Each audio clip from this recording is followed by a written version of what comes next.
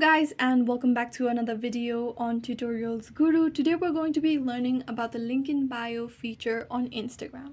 Basically, Instagram allows you to insert a URL that appears on your profile, and this is what it means when someone says link in bio.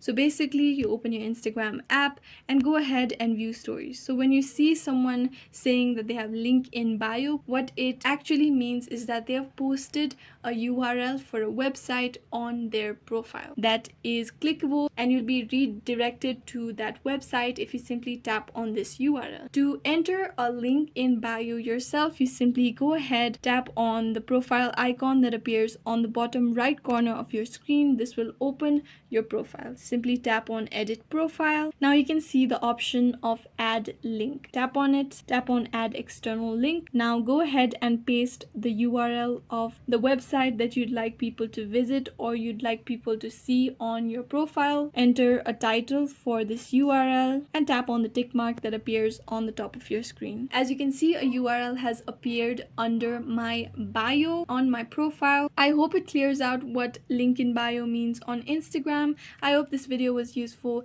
If you have any questions still, let us know in the comments down below, and thanks for watching.